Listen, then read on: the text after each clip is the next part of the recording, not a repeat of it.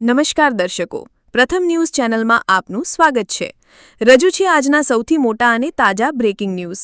ચાલો શરૂ કરીએ આજના મુખ્ય સમાચારો સાથે।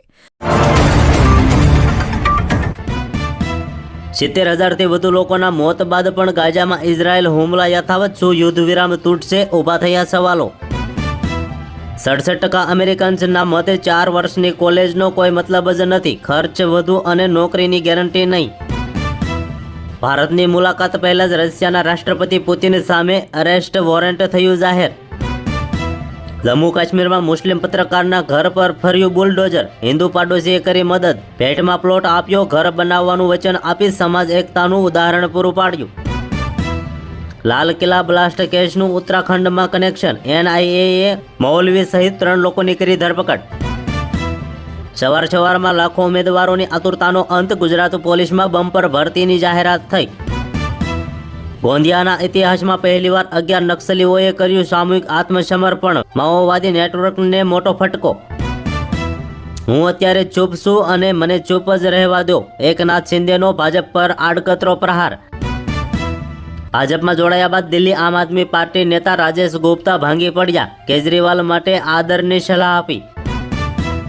સોમવારથી રાજ્યમાં ઠંડીનો બીજો રાઉન્ડ શરૂ થવા જઈ રહ્યો છે, ત્યારે બીજી તરફ ગુજરાતમાં માવઠું કરશે બધું ખેદાન મેદાન, અંબાલાલ પટેલની નવી આગાહી। ઇલેક્શન કમિશનનો મોટો નિર્ણય, SIR વિવાદ વચ્ચે ચૂંટણી પંચનો ઐતિહાસિક નિર્ણય, BLOના પગારને લઈને કરી મોટી જાહેરાત। પાટીદારોના રાજકીય પતન મુદ્દે હવે વરુણ પટેલ બાદ અલ્પેશ કથિરિયા પણ મેદાને, કહી મોટી વાત। ગુજરાત પોલીસમાં મેગા ભરતીની થઈ સત્તાવાર જાહેરાત, 13,000થી વધુ ખાલી જગ્યાઓ ભરાશે। સૌરાષ્ટ્રમાં પ્રથમ વખત જૂનાગઢમાં ટ્રેન્ડિંગ સિસ્ટમમાંથી 409 પોલીસ કર્મીઓની સાગમેટ બદલી, અમુક PIની રાજકીય ભલામણ પણ કામ ન લાગી। અમરેલી સહકારમાં નવો ઐતિહાસિક પાયો, મુખ્ય કાર્યાલયના ભૂમિપૂજનથી વિકાસને નવો વેગ। વિદ્યાર્થીઓ માટે ખુશખબર, એર ઇન્ડિયાની ફ્લાઇટ્સ પર મળશે મોટી છૂટ, 10 કિલો વધારાનો સામાન લઈ જવાની પણ સુવિધા મફતમાં મળશે।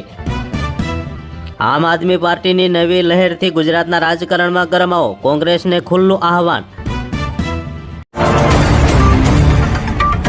આ હતા આજના મુખ્ય બ્રેકિંગ ન્યૂઝ। વધુ સમાચારો અને અપડેટ્સ માટે જોતા રહો તમારા ન્યૂઝ ચેનલ। અમને સબસ્ક્રાઇબ કરવાનું ભૂલશો નહીં અને બેલ આઇકન દબાવો, જેથી તમને નવા વિડીયોની નોટિફિકેશન મળતી રહે।